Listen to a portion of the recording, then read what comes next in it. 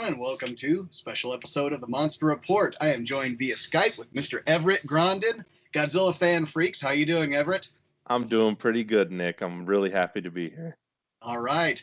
We just had you on for a top 10 Godzilla. Now we're going to talk some Godzilla versus Kong 2021. Here we are.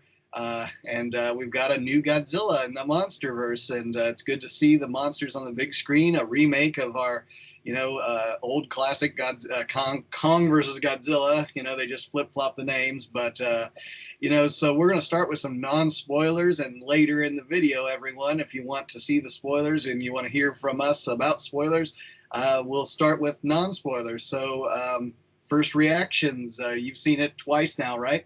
Yes, I have seen it twice. All right. First reactions, go ahead. First reactions, it's a fun popcorn movie. You know what I mean? Like it is. It is what people want it to be, and it is. It's just big, it's dumb, and it's fun. Mm-hmm. That's the meat and potatoes. I agree. Right there. I agree. Yeah. Did you feel a bit like the Transformers effect, I'll call it, where you just feel like it's nonstop at a certain point? Because I'd say this without giving too much away. It's like it kind of gets off to somewhat of a slow start, get some character development in there, and then it's kind of nonstop action. Yeah. Where it just give you a breather, a chance to kind of slow down, catch up, and where are we? Where are we with this story here? Who are these characters? And I guess that's maybe a flaw to the film, but maybe it's what our expectations were, and what we got might have been met in this. What do you think? Yeah, I do agree with you there. It is, again, it starts off and puts a basis towards everything, and then pretty quick though you go you go 5 to 60. Let's say instead of 0 to 60 you go from 5 to 60 miles an hour. Right. And yeah, it was just bing bang boom, this is happening, just very fast paced. And well, like I said, with the Transformers effect, you've seen the new Transformers films, not the classics, but I mean, where the first film I felt was actually a very good film. I thought it's got a good balance of character and action. It is big and dumb, but still. And then when you get to the second film and then beyond that, it's just like there is no time for a breather. There is just nonstop action where you're at a certain point just exhausted by it. And I just feel like what was the story I was told here? Yeah, exactly. And I don't know, the Monsterverse, I feel, has, even though there's only, what is this is going to be the fourth film in the Monsterverse, and we don't know where it's going to go from here, but I feel like all the different movies, and you could say it's because of different directors, different points of view, but they're all differently paced. You know what I mean? Like Godzilla 2014, it was really slow for a lot of people and not enough monster action. And then you had Kong Skull Island, which in a lot of people, in my own opinion, is probably the best one out of the whole Monsterverse. I mean, it has a good range of character development, action, you can follow the plot, what's going on, and it's just a good solid film and story.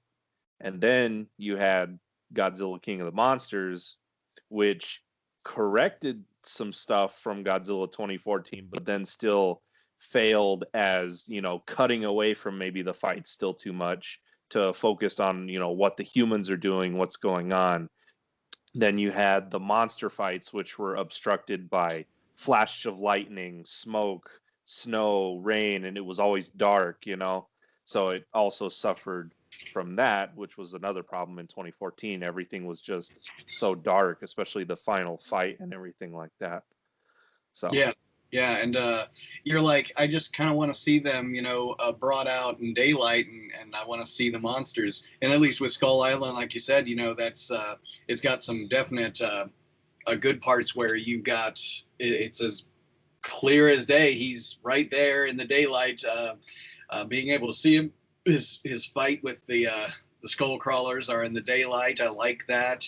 And you're right about the, when it comes to the visual effects, I thought we were getting away from that from Godzilla 98, right? Because Mm-hmm. Godzilla 98 did that to us too much because Yeah. the CGI wasn't maybe up to par because, well, it's still somewhat in its infancy, which I say that's not really a good excuse because Jurassic Mm-hmm. Park came earlier and Jurassic Park looks great. Oh And yeah. to this day, it looks great. So I'd say, don't give me those excuses, I guess. But for this film, it's like um, at times maybe I could see some of each film leading up to this, giving us, the visual effects that led to this. Again, trying to stay out of the non-spoilers for this portion of the review. And I felt like, some of the visual effects that led up to this, they got good at some of the visual effects with the creatures that did lead up to this. And I felt like the visual effects were actually pretty strong in this film. People might differ with me. I guess I'm looking at the rendering factor, the shadowing. I'm looking at does it look like I could suspend my disbelief at times? Those are the kinds of things I look for. But let me ask this, I guess, as far as the new characters in this film, without naming them, well, actually, can you name if they weren't from a previous film? Can you name any of the characters, the new characters?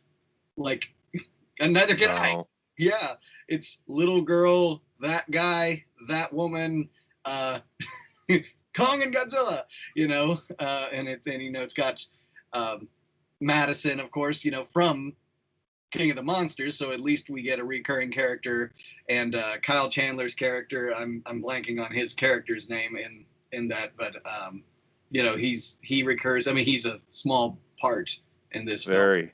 Yeah, I kind of like to have seen more of him, but other than those two recurring characters, the new characters, I couldn't tell you their names. It's just what they did in the film, and so I guess that's where you might say that the character development was truly weak in this film. Yeah, I do agree with that. And yeah, it was just too fast paced. But again, it's like I think that's just what the director was going for in the end. He's like, we know what we've done in the past with these movies. Now let's just go in stupid, basically, and just, blah, you know what I mean? Sure. And I guess again, expectations. Yeah. Were we expecting the next Alfred Hitchcock? Were we expecting the next Citizen Kane? No, we were watching a big monster film. And even if you come down to it, the original Kong versus Godzilla was essentially a comedy.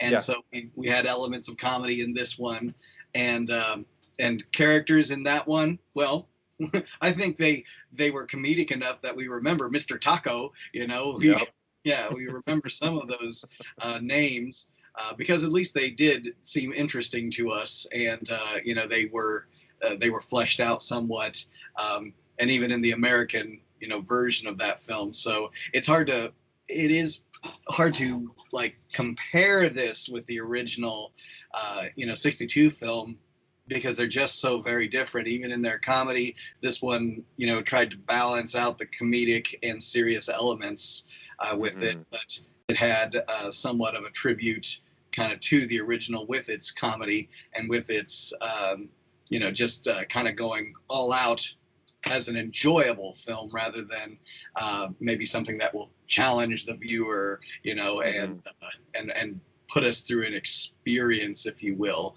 So as far as seeing it twice, was the film better on the second viewing?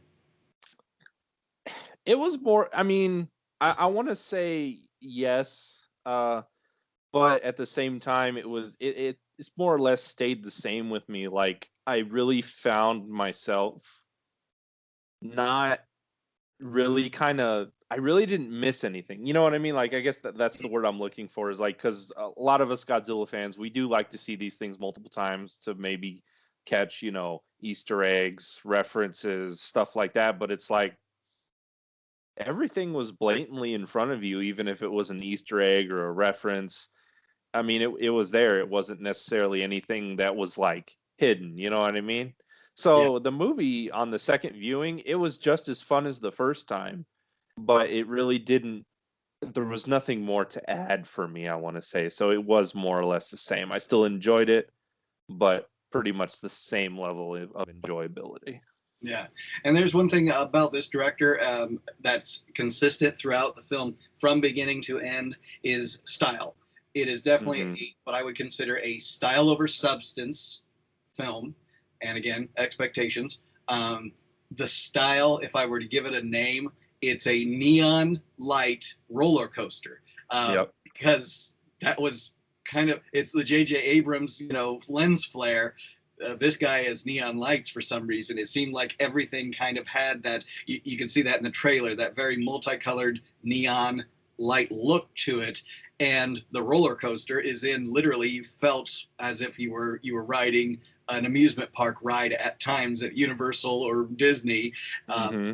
That's how I would describe this film, is a neon light roller coaster ride.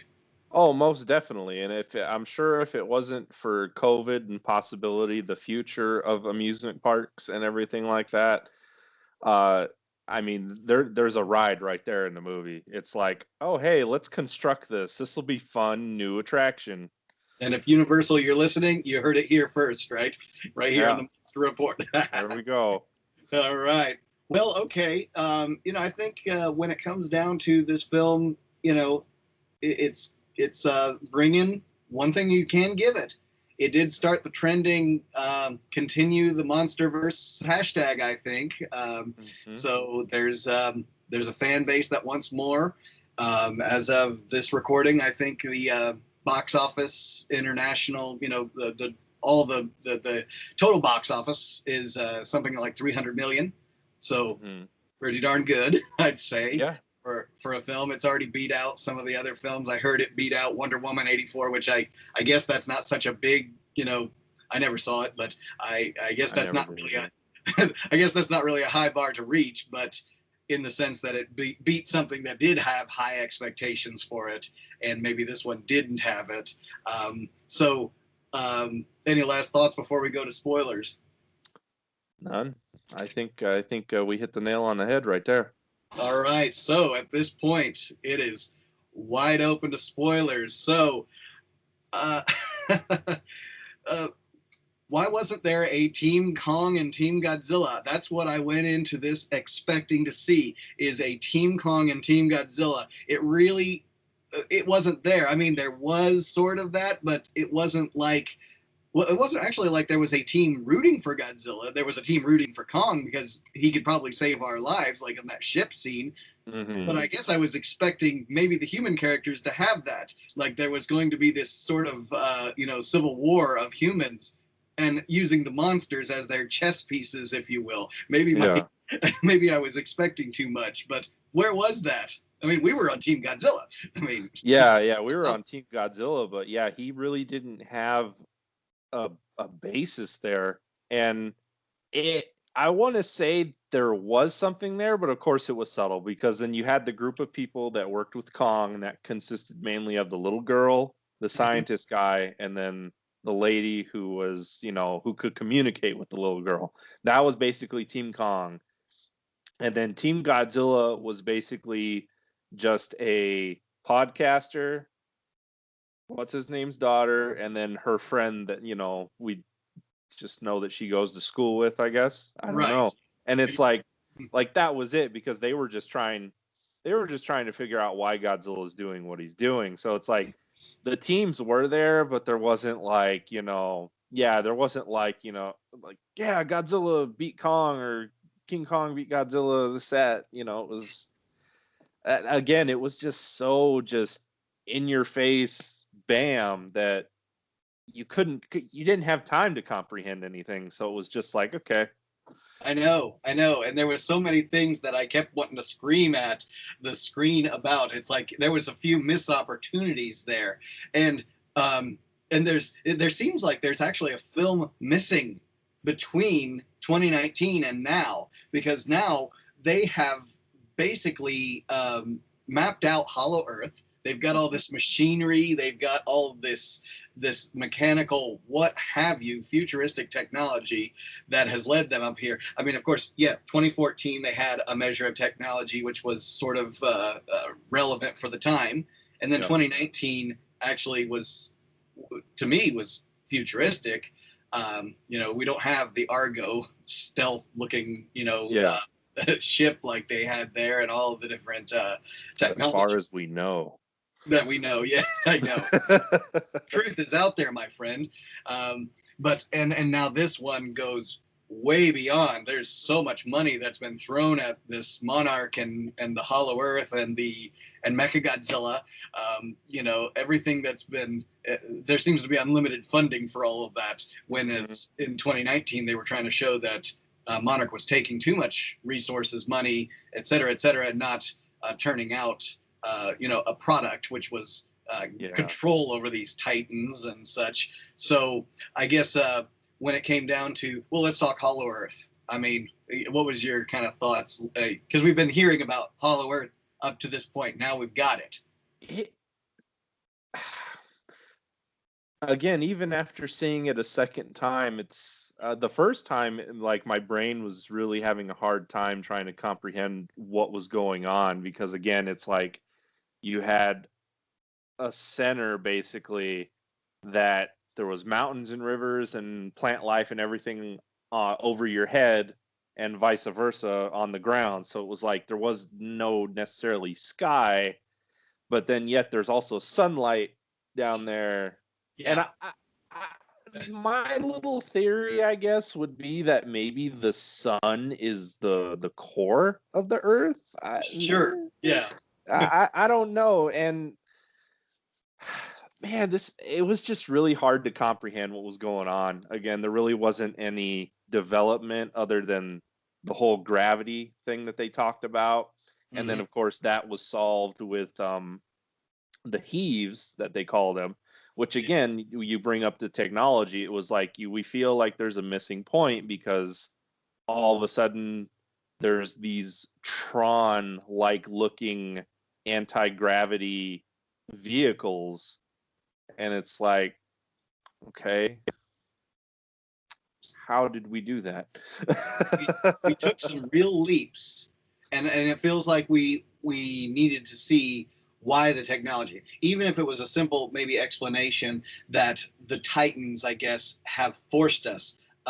Human beings have taken huge leaps in technology. When we wanted to land on the moon, and Kennedy, told us to land on the moon, and we're going to do it before the end of this decade, and they're like, there's technology there that we have developed, we haven't even thought of, but they developed it because of the necessity of it. So I guess if it was just some small backstory development to get us to that point, to understand and maybe even suspend our disbelief that that's possible with ingenuity and the necessity, which is the mother of invention. But the heaves, yeah, you remembered that. I did remember that too, because those were actually kind of cool. I like the Tron reference, because Tron, very much the neon light kind of feel to it as well. When they got to Hollow Earth, I'm also thinking of another movie. Do you remember the Mole People from Mystery Science Theater and yes. Well, the classic movie, The Mole People? I was expecting them to start crawling out of that castle or whatever, but obviously there was a culture.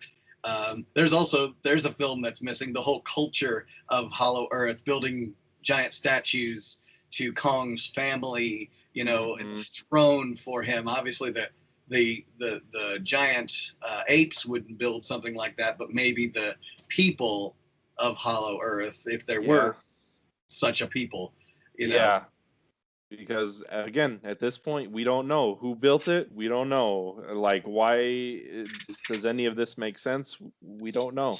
I kind of liked the fact that the other films had Hollow Earth as more of a theory.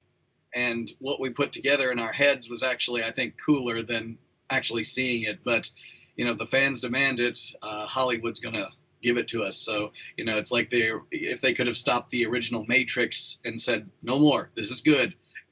And we're going to go to the center of the earth. That's why I'm making Matrix again. And we're going to show the city down there. I forget what it's called, but Zion. Zion. Yeah, we're gonna Yep. show it. We're gonna show the whole culture and all that's going on down there, and everything that is the backstory of the machines and why they gotta live down there, and just show it. And I thought it was actually cooler to have it more in our heads than actually to show it. But again, Hollywood gotta milk this franchise for all it's worth, right? Yeah, no, that's for sure. And it's like, even if we got some sort of maybe, I know a lot of people are going to disagree with me on this one, because some say a lot say the opposite, actually. And I feel like Godzilla versus Kong would have actually maybe benefited from a little bit more runtime, just to Yeah. just to add in just those. It doesn't even have to be a lot more development, because a little development here, a little development there, again, it can add up to 15 more minutes or 30 more minutes. I want to say an hour might be stretching it a little bit. I don't think it necessarily needed to be a 3-hour-ish movie, but I want to say maybe 30 to 35 more minutes runtime, I think, would have been appropriate. They would have maybe been able to pack in a little bit more here. Again, even if there was like a flashback, you know what I mean? Of like Yeah. maybe the Great War between, Kong species and Godzilla species. More, a flashback of the inside of that temple when things were going on, or because again, we don't know if it was Kongs that built it or a civilization, like just something, you know what I mean? Yeah, exactly. And I think, as I understand it, Adam Wingard has already come out publicly saying there's quite a bit of extra footage that was cut out of the film. I'm not surprised. Yeah, maybe one day we'll get the Adam Wingard cut, the director's cut. Maybe when they release it on, Blu-ray. Yeah. Maybe we'll get to see. If they don't do an extended version of the film, maybe they'll just have that in the extras on the disc. You know what I mean? Like the deleted scenes. Yeah, I'd be interested in seeing what all ended up getting cut. As far as the fight scenes, now this is interesting. I was actually, with the fight scenes, taken a little aback with the speed, because they were moving quite fluidly and fast. And we've always known tokusatsu films that that's not how giant monsters, just thinking about how massive they are, they're not going to move fast, because that's just the amount of weight that has to move to do a punch, a kick, a tail lash, anything like that. But yet these creatures had to really, they were just duking it out. I mean, yeah, no, I noticed that too. Like, again, the speed changes, and I lost it. It was on the tip of my tongue. The speed changes a lot. It is a lot fast paced, and I really think that's to keep just the audience invested. You know what I mean? Like, again, us Godzilla fans, when we see the big monsters fight and clash, it's like the rest of our brain kind of gets shut off from everything else. It's like, that's what we love. You know what I mean? It's almost like, just not a high or a drug, but you know what I mean? It's just like, ooh, yeah, this is what we want. We want to see the monsters fight. Yeah. Yeah, there you go. Yes, yes. It's and yeah.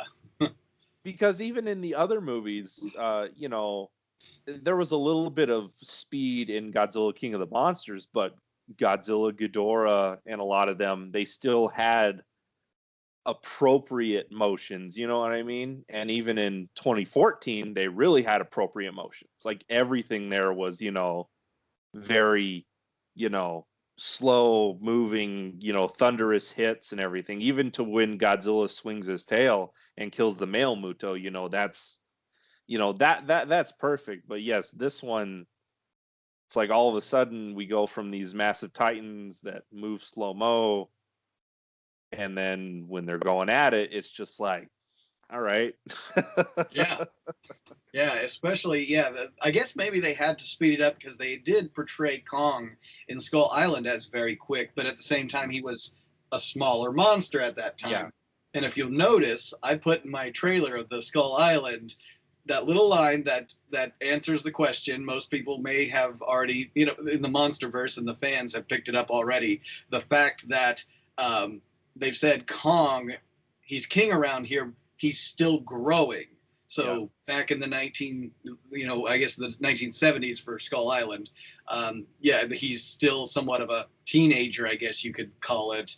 And so he's not going to stop growing until he gets to that point where he's equal with Godzilla. So, that kind of answered that. It's just maybe we weren't paying attention the first time we watched Skull Island, I guess. But obviously he's up to that point, but he should be moving slower as a result of the greater size 2, in my opinion.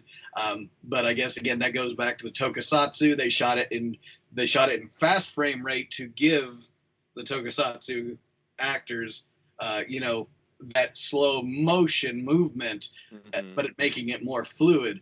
Have you seen some of the behind the scenes on, like the 2000 Godzilla, the Millennium Godzilla, where you actually see how quickly, Kitagawa is actually moving, and you're just like, it doesn't look like that in the movie. Well, that actually is something that goes back to Nakajima, when they exaggerate how fast they move, and they're shooting it in fast motion, and they're, with high frame rate to play back at a normal frame rate, it actually looks more natural, they found. And so I guess that's what my expectations for this film would be, that there would be some more measured movements to feel the impact of the weight. And especially when they got to Hong Kong, that just seemed like it was thrown out by that point. And it's like, duke it out, everything you got, right? Basically, yeah. And again, just with the sizing, it's like, again, we know that Kong was still growing. And then that also brings up the question of, supposedly the skull crawler that Kong fought at the end of Skull Island was the one that, killed his parents, or however that worked. And so in that hence, Kong's parents weren't even fully grown, if you think about it, because then you got the one skull crawler that we see in this movie that is basically, again, it's the size of Mechagodzilla, not to par exactly, but you know what I mean, like it's a bigger scale, the scale. And so that also means that skull crawler necessarily wasn't maybe even a full grown adult, because now we got this one, and Mechagodzilla's holding it right there in front of him, and it's a pretty good size that would obviously dwarf Kong back in Skull Island and that skull crawler. Yes. No, I get you. Yeah. If these creatures are, if we think of them like the dinosaurs, that the dinosaurs that were, the large size dinosaurs, not all dinosaurs reached the Jurassic Park, epic scale, but some of them did, because they didn't stop growing their entire lives. So you would assume that in their older age, if you will, that they would actually reach some gigantic size, and so the scale had to be there as well. And I guess maybe we're getting too in the weeds with it, because it's like, what is scale to us when we're talking about a giant monster that shouldn't exist anyways, right? But you mentioned Mechagodzilla there. So what were your thoughts about Mechagodzilla? I imagine you kind of already knew, like the rest of us. Oh yeah, just because of you had the Funko Pops figures that were leaked, and then you had the Playmates figures that were leaked, and it's like, again, it was one of those things, they kept it fairly hidden. Everybody always had those theories that something's gonna happen and they're gonna team up, you know what I mean?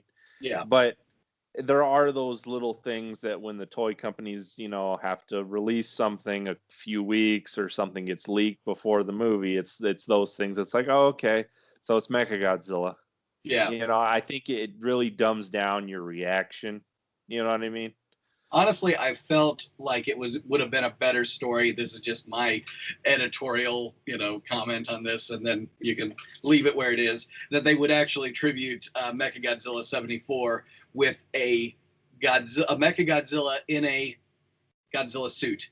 That he was actually, right? He was actually in the suit, and then Kong reveals that it's Mechagodzilla in the skin of Godzilla, and then the real Godzilla comes out, and they both team up against Mechagodzilla. But again, maybe my expectations you know, I should have just left them alone at that point. And in the end, it was just Mechagodzilla is just a third monster for them to fight. Yeah, basically. And again, I think it's not as far-fetched because a lot of people were thinking the same thing. Even I thought that because, again, you know, you have people that break down trailers, and I do hate. I don't want to say hate because hate's a strong word, but people that really dissect trailers, like it could come down to like, look at this little thing in the background that's like this big, that means something. Yeah, that's the stuff I don't like. But the stuff that's blatant, like again, that line, Godzilla's out there and he's hurting people and we don't know why.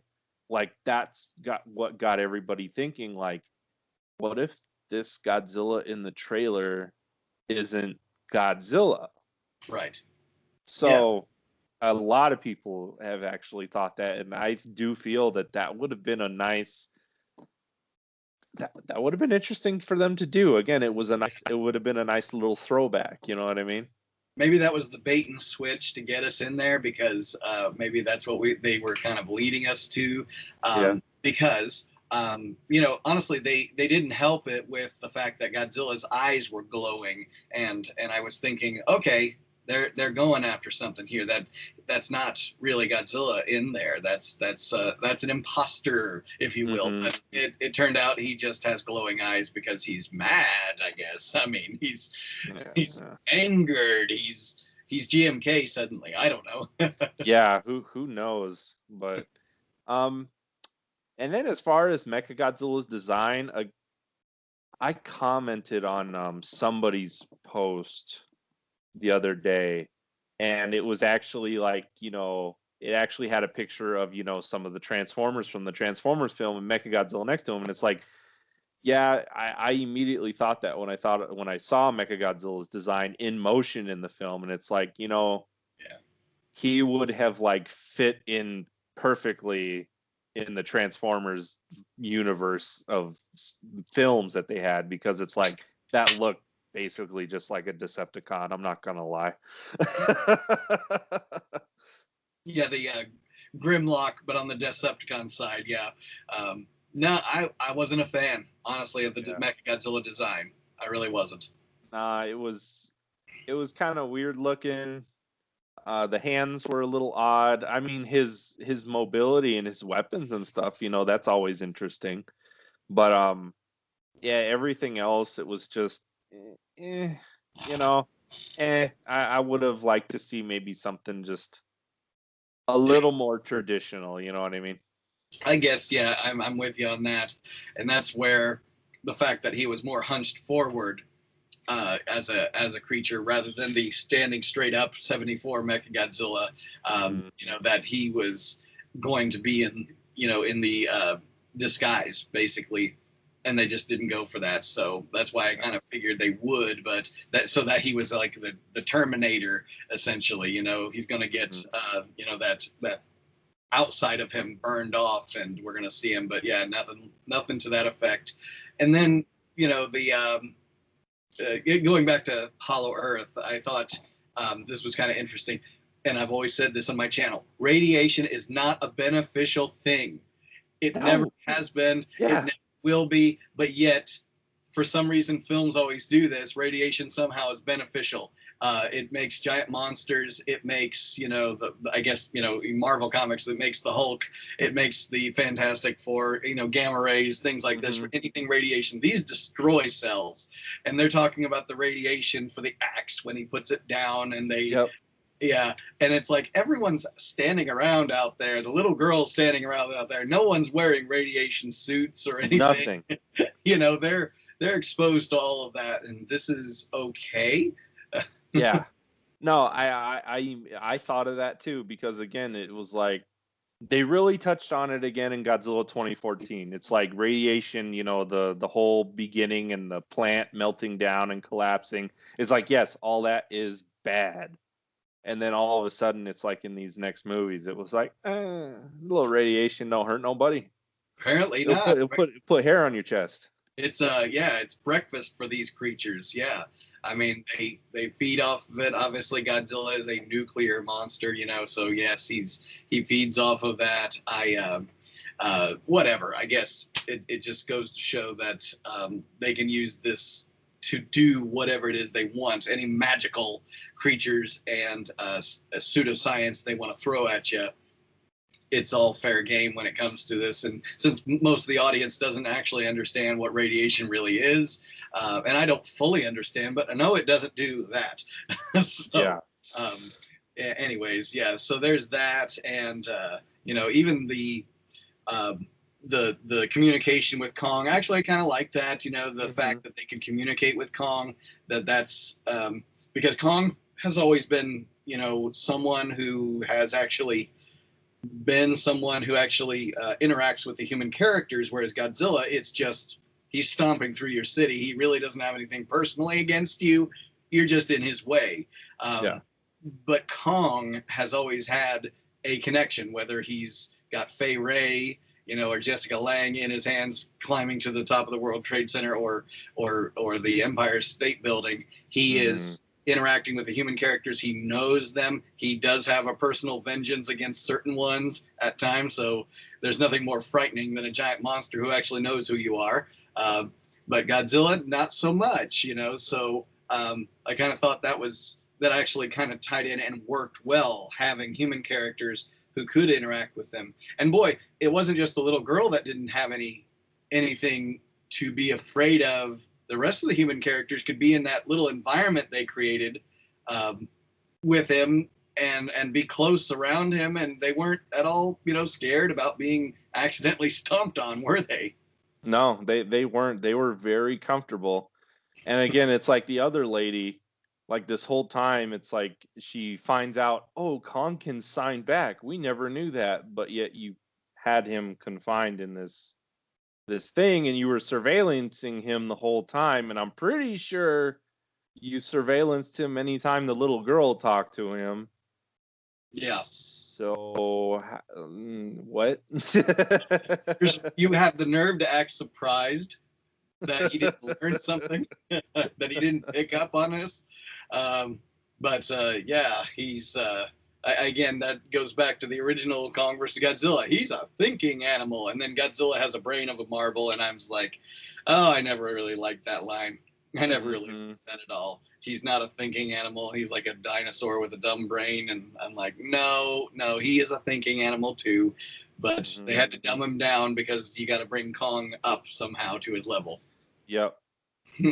What did you think of the whole Godzilla blowing a hole, like drilling basically down? I thought that was a little out there. I thought, Yeah. Well, if again, you put your brain aside, anything goes. But do you really know how deep it is to the core of the Earth to get? Just watch the movie The Core. Actually, they'll tell you how deep it is to get through the mantle and the crust and all this to get to the core of the Earth.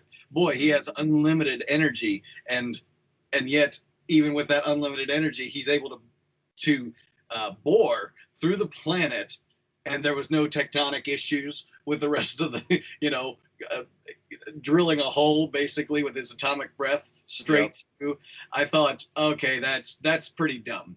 I thought there could have been a better way. There could have been a better way to get Kong to come to the surface, I felt. Yeah, and especially since it was like they made that, like, I mean, I guess I forget what it's called, but basically that wormhole thing, that they had to go through the first time. It's like, yeah, was that going back out? Right. That didn't work. Yeah, it doesn't work. I guess I didn't quite get the idea that when they mapped out Hollow Earth, it's more of a series of tunnels is the way I looked at it. Not like the entire planet is hollow, with this just that it's just the crust and the entirety of the interior of it is hollow, that there still is mantle and magma and things like that. There just happens to be a series of tunnels with apparently wormholes too, like you said, because it wasn't just kind of a straight shot, so that you had to map out your series of tunnels, and only the monsters knew how to navigate those, because apparently they came from it. So okay, and they came from there to get to the surface, and that's why we have Titans today. Yeah. whatever. But yet, if Godzilla is burrowing through that, he would have had to know that that was a straight shot down there without any leakage of the mantle pouring in, I guess. I mean, again, maybe I'm thinking this too much, but there's a certain point where you can't suspend your disbelief anymore. That just doesn't work. Yeah. And even though it's a movie, and of course it's just gonna happen that way, but it's like the coincidence that in Hong Kong specifically, and then Godzilla's right in that specific spot where he's going, that's going to be that specific point in that temple. Right. Cool. Gotcha. Sold me on that. Yeah. And it's like, whatever. At that point, it's like, just whatever gets them together so that we can, have this monster on monster, duke out. There's that. And, also the human characters on the Team Godzilla, if you will. It seemed as though everywhere they went, there was no security. There was another little, kind of thing that was bothering me a little, if you will. That was like, they could just go into these places with unlocked doors, and apparently anyone could go in there, and there was no security cameras either. Yep. Yeah. That too. And then going back to what we even said about it feels like there's a movie missing or something that's missing. It doesn't even have to be a full film. It could be a scene. And it's like, this is where I feel like for some reason, WB and Legendary, this is where that comic book aspect comes into it. Because again, we're getting those comics about this monsterverse that fill in some holes. And it's like, it is cool. I like the idea, but then I just also like just seeing these things on screen versus reading them in a comic book. It just doesn't feel as legitimate, I guess. I don't know. Yeah, kind of like they had the Godzilla Awakening graphic novel that was kind of the prequel to the 2014 film, which you could take or leave it. It still didn't change anything about the film, but in this case, it was almost like you needed to read that graphic novel. I mean, is there already a graphic novel or comic series that is filling gaps, or maybe I'm missing? No, not necessarily. But what I was going into was, it's like Skull Island. It was destroyed by a storm. Okay. Yeah. Like, what was the storm? Because the island itself was surrounded by a storm. Did that maybe collapse in on itself? Was it maybe something off screen in Godzilla King of the Monsters because they said it was a storm? Was it Ghidorah? Did Ghidorah freaking destroy Skull Island? And yeah, they eventually, we don't know. Like, that would have been maybe probably the best tie-in they could have did was like, yeah, it was destroyed by Ghidorah when he was causing storms and this and that as he traveled and stuff. Like, Skull Island was destroyed by Ghidorah. Like, okay. Yeah, that's all it would take, I guess. To somehow get Kong in, the Truman Show. Did you get that reference too? I mean, yeah. I was just like, oh wow, yeah, they built the Truman Show set for Kong to live in. Apparently, he's not fooled by it. But whatever. It's something to get him out to sea, so that he can, be a threat to Godzilla, or at least Godzilla can come after him and all that. There's even that kind of idea there, and that scene on the ships where they were fighting. A lot of places there you can, throw your brain away because they were both standing on the ship at one point, and it's like, that ship cannot handle the weight. No, not even an aircraft carrier like that. Sorry, no. Yeah. Yeah, but again, like you said, put the brain away for a little while, enjoy the flashing visual effects and the neon lights, right? Yeah, no, most definitely. And I'll leave it up to you if you want to plug his channel in when you do the editing and stuff. Yeah, that's fine. And if you haven't seen it, I recommend you go watch it. And you might have heard of him. He's called the Critical Drinker. Yes. And he did a video about Godzilla versus Kong, and it's like everything that we and everyone else have been talking about. He does that 110% more with his, of course, his drunken aspect of talking and everything. Yeah. And he nails Godzilla versus Kong. Okay. So if there's something you want to go watch after this, I would recommend look up The Critical Drinker, and he did a video on Godzilla versus Kong, and that is like perfect. Gotcha. All right. Well, again, what we can give it is that it's maybe going to continue the MonsterVerse for us. Maybe we'll see some more films come as a result of this. And met expectations. I guess if your expectations were a little on the low side, you'd be thoroughly entertained, and I'm glad it's successful.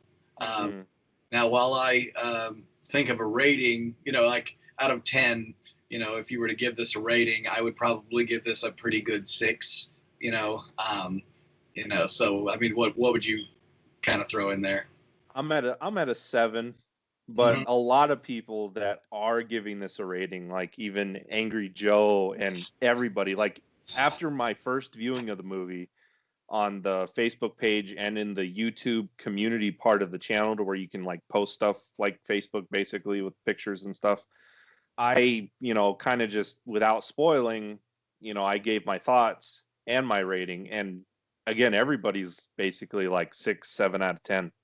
Like that's everybody's criticize of the film, and yeah, that's what it is. It's like, don't go into this, like when I saw it with my grandma for my second viewing and my fiance, I told them, don't focus on the plot, because if you focus too much on the plot, you're really going to be disappointed. This movie, again, it's big, it's dumb, and it's fun. That's what this movie is. Right. Plot is zero plot. Big monkey fights big lizard. Boom, there you go.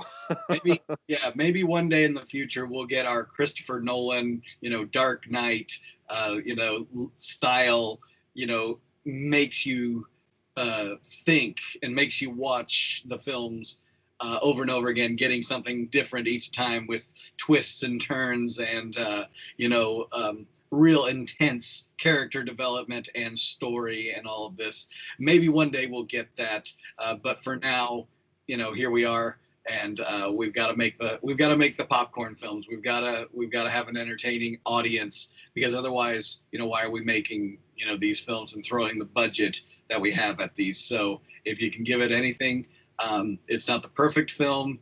It's not going to be maybe anyone's number one Godzilla or Kong film, but it gave us a great fun experience on the big screen, and if you can give it anything, I give it that. Yeah.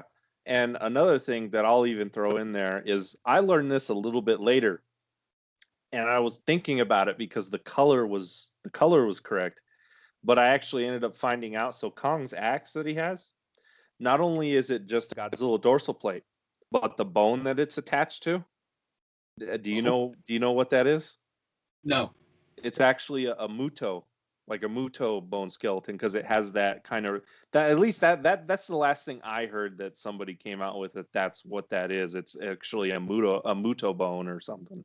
Interesting. Yeah. So okay, wow. So it's a combination of the two, I guess, radioactive kind of feeding monsters, and that's why it had that property of being flame proof, if you will, and being able to recharge itself. Interesting. Yeah.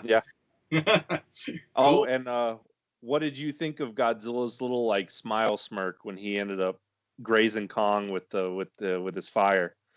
Honestly, that was kind of cool. I was actually that was it's Worf moment, where he's like, he's a warrior at that point, and he's kind of enjoying the battle and enjoying the spoils of his victory, I guess. So I kind of looked at it like that. Whenever you see Worf kind of smile is only because he's enjoying the fact that he's winning in battle or whatever it is, and he's about to say, you know, today is a good day to die or something like that. So I guess I kind of like that.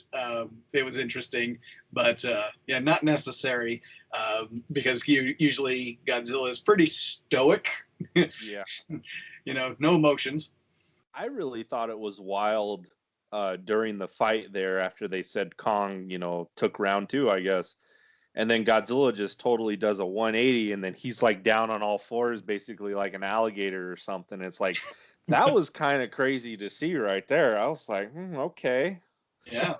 He is a lizard after all. Yeah. Yeah, and again, but we go into that size and mass of these creatures, and it's like all of a sudden even when he goes and charges Mechagodzilla, he's booking it, you know, and it's like, yeah. All right. And just, yeah. In your opinion, who won? I mean, some say that, you know, again, it's like neither of them necessarily won. It was basically a tie again. But I actually do think that, because they said one will fall, and Adam even said that there is going to be a definitive winner. And at the same time, I was like, I kind of get it, but then I really didn't see it. But I mean, I guess Godzilla won basically because, again, he won that bout, and it's like that was basically it. I think Kong even thought like, well, with this axe and that, I guess we better just form an alliance and just be friends at the end of it, because I'm not beating him anytime soon. I don't know. That's what I got out of it. Yeah. Well, the ego in me, as a Godzilla fan over being a Kong fan, I love them both, but it's for me, it's always Godzilla. He won because he turned his back on Kong.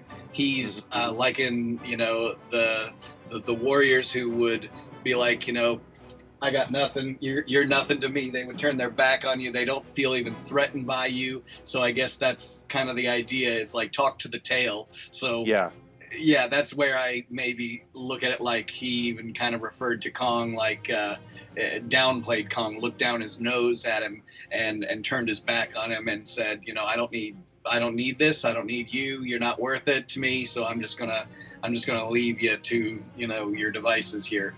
So I guess I kind of looked at it like that, but maybe with the understanding that maybe next time we meet, I won't be so friendly. I don't know.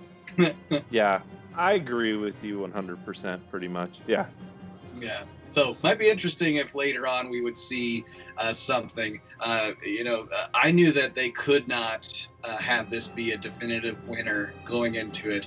You're going to tick off the Godzilla fans, and you're going to tick off the Kong fans if you have a definitive winner between the two. And it's just like they don't want to do that. They don't want to go there. Batman v Superman wouldn't do that. Yeah.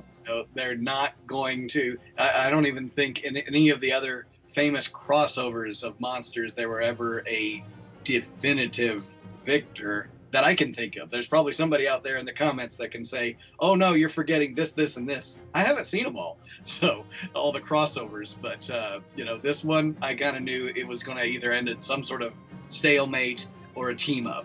So yeah, we got what we got. Yes. Yeah. So, all right. Well, thank you so much for your time and your thoughts on Godzilla versus Kong. And, you know, we'll get it one day on DVD and be able to talk more about this. And I think, yeah, everyone out there, check out our channels. We've got all kinds of cool, exciting things happening. GodzillaFanFreaks and on the Monster Report. And so we're looking forward to seeing what we have next. And for me, Nick Adam, this has been the Monster Report. Thank you so much, Everett, for your time. No problem. Thank you for having me. Bye, guys.